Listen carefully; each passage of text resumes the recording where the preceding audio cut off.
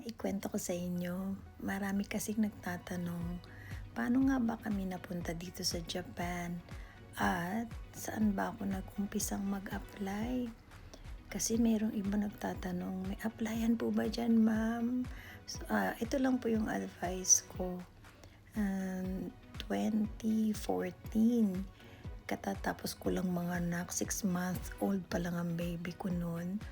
Nag-isip kaming mag-asawa na sumubok mag-apply. Buti na lang nakita ko po na may hiring sa Okinawa International School.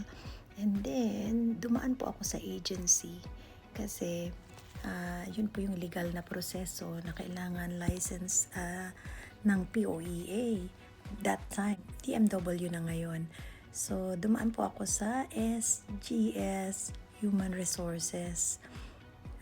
Si Ma'am Flor pa nga po yung kontak ko nandun. Alam ko existing pa rin po yung agency. Search nyo na lang po. I-add ko po yung link dito. And then, doon na po nagsimula ang aming journey. Nag-umpisa ako sa Okinawa. 7 years din po kami doon. Nung pangatlong taon ko na po, sinubukan kong mag-apply na para makuha ko yung family ko. And then, mabait naman ng Japan, binigyan kami ng chance na magsama-sama sa Okinawa. And then, nangarap na naman po na marating naman ang ibang lugar ng Japan. So, dito naman sa Tokyo para pag nag-tour naman yung mga magulang ko at biyanan ko, malapit sa mga papasyalan. So, ito na nga po, after 7 years sa Okinawa, lumipat kami dito sa Tokyo. Ngayon po, pang 5 taon na namin dito sa Tokyo. So far naman po, maganda rin po ang opportunities para sa akin, sa asawa ko at saka sa mga anak ko po. Malapit lang yung eskwelahan ng anak kong pinag-aaralan, public school. And then nakakuha po kami ng hulugang bahay. Laban lang po, utang pa rin, pero lumalaban ng patas. So, yun lang po ang maiksing kwento ng buhay.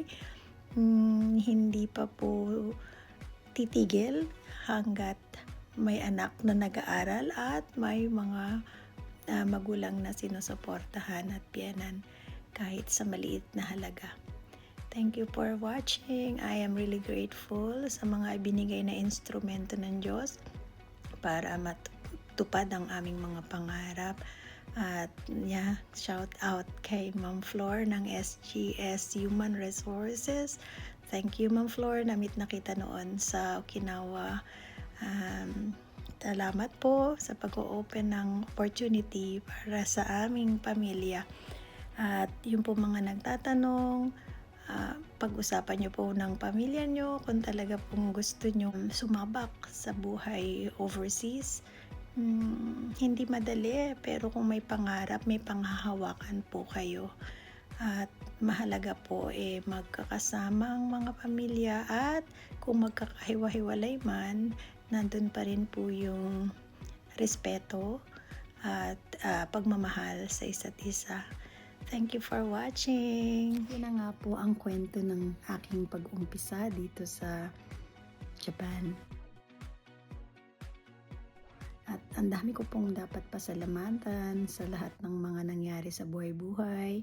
Ang SGS, Human Resources, ang OIS, ang management, at yung mga leaders ng panahon na yon. Thank you sa inyo. Alam niyo na po kung sino kayo. Hindi ko na isa-isahin, baka may makalimutan ako. And then, yung school dito sa Tokyo, Tamagawa Gakuen. Wow, napakalaking tulong din po nang naibigay ninyo. At ngayon po nagpapatuloy na nagtuturo sa mga batang Hapon.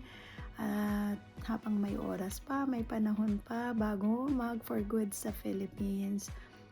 May awa ang Diyos. Babalik din po tayo sa ating bansa at doon naman tayo susubok na mamuhay hanggang sa ating retirement. May awa ang Diyos. Sana po nagustuhan niyo ang video. Paki-like and share naman po, at sana po ay makatulong ang aming kwento, ang aking kwento ng pag-uumpisa dito. Thank you po. Sana po ay palain tayo lang po ang may kapal araw-araw at iligtas sa lahat ng natural disaster na hindi natin nalalaman kung anong meron bukas. Basta ang mahalaga, faith, hope, love. Stay with your family, spread good vibes. Thank you for watching, like and share.